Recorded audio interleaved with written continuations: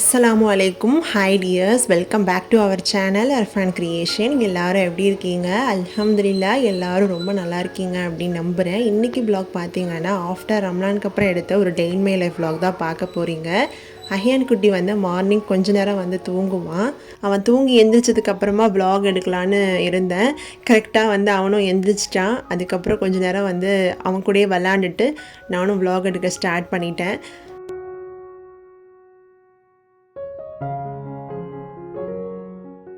அர்ஃபானுக்கு இந்த சைக்கிள் பார்த்திங்கன்னா நான் 1.5 வயசில் வாங்கி கொடுத்தது. இப்போ தான் வந்து அவன் பெடல் போடவே ஸ்டார்ட் பண்ணான். வீடு ஃபுல்லாகவே வந்து சைக்கிள் ஓடிட்டு தான் வந்து அர்ஃபான் இருப்பான். அந்த டைம் பார்த்திங்கன்னா நான் அஹியானையும் வந்து கொஞ்ச நேரம் வந்து இந்த சைக்கிளில் உட்கார வச்சு ஒரு ரவுண்ட் வந்து கூட்டிகிட்டு போவேன். அது நல்லாயிருக்கும், பார்க்க க்யூட்டாக இருக்கும்.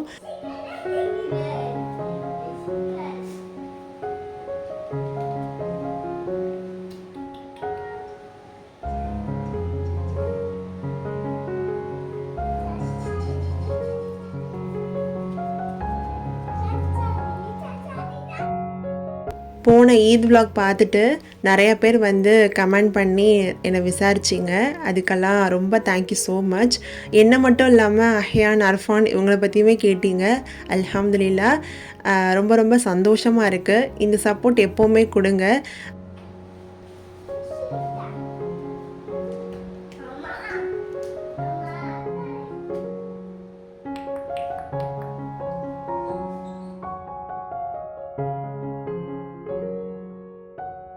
நான் மோஸ்ட்லி வந்து டைம் ஸ்பெண்ட் பண்ணுறேன் அப்படின்னா பிள்ளைங்களோடைய டைம் வந்து போயிடும்.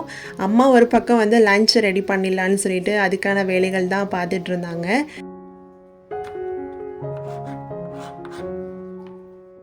பிள்ளைங்க இருக்கிற வீட்டில் கண்டிப்பாக பார்த்திங்கன்னா இந்த கார்ட்டூன் சேனல் தான் வந்து ஓடிக்கிட்டே இருக்கும். நம்ம வீட்டில் வந்து மோஸ்ட்லி இந்த சின்சான் தான் ஓடும்.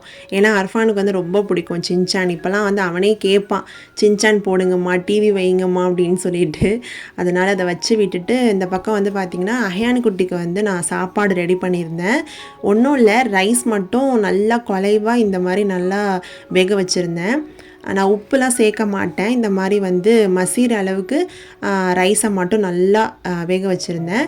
இது நல்லா ஆறுனதுக்கு அப்புறமா நல்ல ஒரு பியூரி அளவுக்கு இதை நல்லா அரைச்சி நான் வந்து எடுத்துக்கிட்டேன். நான் வந்து அர்ஃபானுக்குமே சர்லாக்கு இந்த மாதிரிலாம் கொடுத்ததே கிடையாது. அதுபோல் தான் அஹியானுக்குமே சர்லாக்லாம் எதுவுமே கொடுக்காம இப்போதைக்கு 2 ஃபுட்டு வந்து கொடுத்துட்டு வரேன். ஒன்று வந்து ராகி கூழ், இன்னொன்று வந்து இந்த ரைஸை வந்து பியூரி பண்ணி கொடுத்துட்டு வரேன்.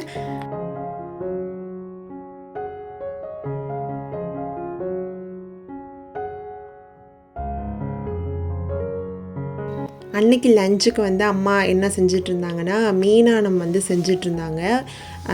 அதுதான் வந்து அன்றைக்கி செய்யலான்னு சொல்லிட்டு பிளானு. ஏன்னா ஒரு அக்கா வருவாங்க மீன் வந்து எடுத்துக்கிட்டு. சரி அவங்கள்ட்டே வாங்கி அன்றைக்கி மீனானம் தான் ரெடி பண்ணியிருந்தோம். அது மட்டும் இல்லாமல் இந்த நோன்பு டைமில் வந்து சஹருக்கு மீனானம்லாம் நம்ம வீட்டில் வந்து சாப்பிடவே மாட்டோம், இறங்கவே இறங்காது. மோஸ்ட்லி ரசம், சாம்பார் இது. அதுக்கப்புறம் ரொம்ப ஃபேவரெட்னால் சாப்பிட்ணுன்னா அது இந்த கர்ட் ரைஸு இது தான் வந்து இருந்திருக்கும். மீனானம் வந்து ரொம்ப மிஸ் பண்ணனே சொல்லலாம். இப்போ ஆஃப்டர் ரமலானுக்கு அப்புறம் பார்த்திங்கன்னா மீனானம் வந்து செஞ்சிட்ருந்தாங்க அம்மா. எனக்கே ரொம்ப எப்படா சாப்பிடுவோன்னு இருந்துச்சு.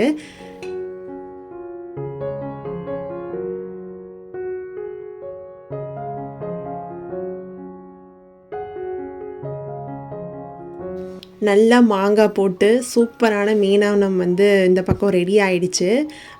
ஒரு பக்கம் வந்து அம்மா ரெடி பண்ணி வச்சுட்டாங்க. அதுக்கப்புறம் அஹியானையும் அர்ஃபானையும் பார்த்துக்கலான்னு சொல்லிட்டு அவங்க போயிட்டாங்க. நான் இந்த பக்கம் வந்து ரைஸை வந்து வச்சிடலான்னு சொல்லிட்டு அதுதான் ரெடி பண்ணிகிட்ருந்தேன். பெரிய வேலைலாம் இல்லை, ரைஸை மட்டும் வச்சுட்டு கொஞ்சம் மீன் வந்து ஃப்ரை பண்ணுற வேலை இருந்துச்சு, அதை தான் வந்து பண்ண போகிறேன்.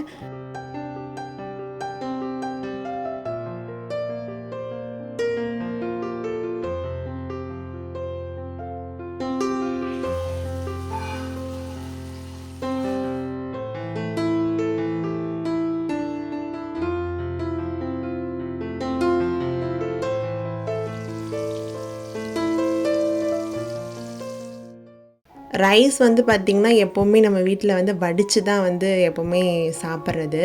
ரைஸ் குக்கர் வந்து இருக்குன்னு சொல்லலாம். ஆனால் அது வந்து தாள்சோறு செய்கிறதுக்கு தான் மோஸ்ட்லி வந்து நாங்கள் யூஸ் பண்ணுவோம்.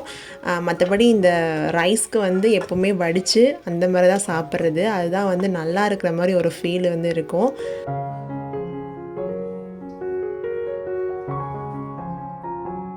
நோம்புக்கு அப்புறம் நம்ம வந்து லன்ச் வந்து சாப்பிட்றது வந்து பார்த்திங்கன்னா கொஞ்சம் புதுசாக தான் இருக்கும். இருந்துச்சுன்னு சொல்லலாம். ரைஸு, அதுக்கப்புறம் மீனானம் அண்ட் ஃபிஷ் ஃப்ரையோட எங்களோட லஞ்சையும் வந்து அல்ஹம்துலில்லாஹ் முடிச்சிட்டோம். சாப்பிட்டதுக்கப்புறம் பார்த்திங்கன்னா அர்ஃபானை வந்து தூங்க வச்சுட்டேன். கையோடு பார்த்திங்கன்னா அஹியானுக்கும் தூக்கம் வந்துச்சு. அவரையும் தூங்க வச்சாச்சு.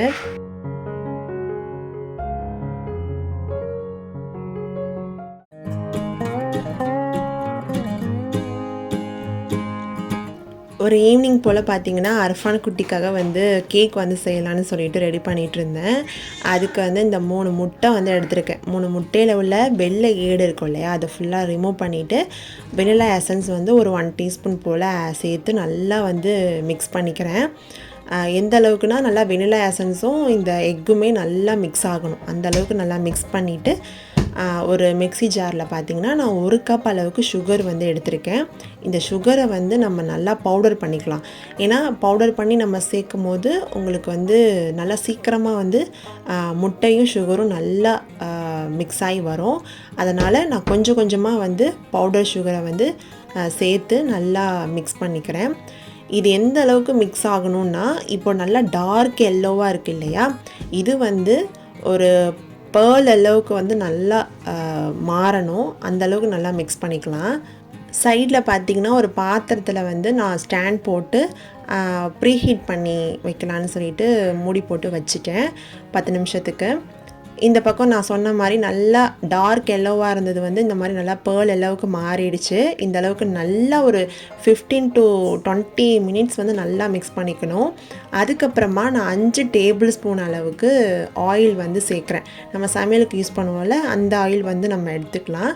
கரெக்டாக வந்து ஒரு 5 டேபிள் ஸ்பூன் அளவுக்கு நீங்கள் எடுத்துக்கோங்க. ஆயில் ஆட் பண்ணதுக்கப்புறம் நல்லா வந்து விஸ்க் வச்சு நல்லா பீட் பண்ணிக்கோங்க.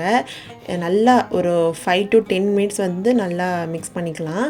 அதுக்கப்புறமா நான் வந்து அன்றைக்கி என்ன மாவு எடுத்திருக்கேன்னா கோதுமை மாவு வச்சு தான் வந்து இந்த கேக்கே ரெடி பண்ணியிருந்தேன். மைதாவெலாம் யூஸ் பண்ணல. 1 கப் அளவுக்கு கோதுமை மாவு, 1 டீஸ்பூன் போல் பேக்கிங் பவுடர், ஒரு பிஞ்ச் ஆஃப் சால்ட் வந்து ஆட் பண்ணி நல்லா இந்த மாவை வந்து சலித்து நான் வந்து எடுத்துக்கிறேன். சலிக்கும் போது உங்களுக்கு நல்லா மிக்ஸ் பண்ண ஈஸியாக இருக்கும். அதுக்கப்புறம் ஸ்பேச்சுலா வச்சு ஒரே ரொட்டேஷனில் இதே போல் நீங்கள் வந்து மிக்ஸ் பண்ணிகிட்டே இருந்தீங்கன்னா இந்த அளவுக்கு நல்லா திக்கான ஒரு பேட்டர் வந்து ரெடி ஆகிடும். இந்த மாதிரி திக்காக இருக்கக்கூடாது. அதுக்கு பதிலாக நான் வந்து சூடான பால் பார்த்திங்கன்னா ஒரு 1/4 கப் அளவுக்கு ஆட் பண்ணிக்கிறேன். ரொம்ப சூடாகக்கூடாது, ஒரு லைட்டான சூடில் பால் இருந்துச்சுன்னா போதும்.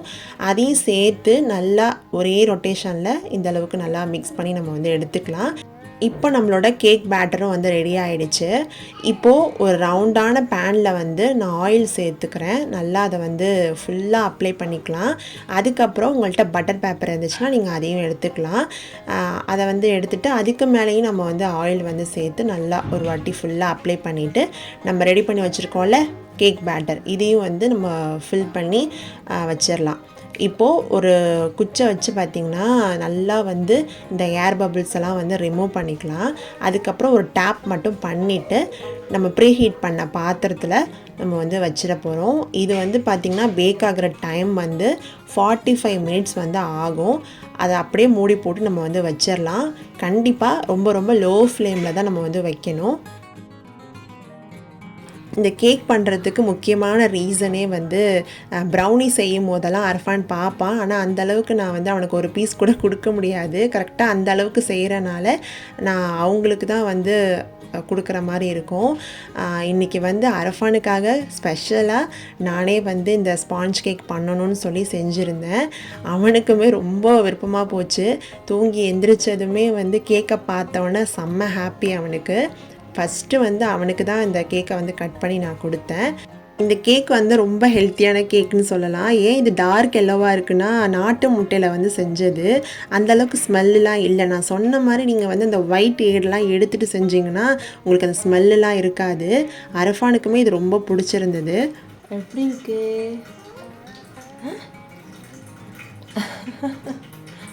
பிடிச்சிருக்கா? சரி, நம்ம எடுத்து வரப்போ நான் எடுத்து வரவா? அர்ஃபானுக்கு வந்து இந்த கேக் ரொம்ப பிடிச்சிருந்துச்சு. இதே மெஷர்மெண்ட்டில் நீங்களும் நான் சொன்ன மாதிரி நீங்களும் வந்து கண்டிப்பாக உங்கள் பிள்ளைங்களுக்கும் செஞ்சு கொடுங்க.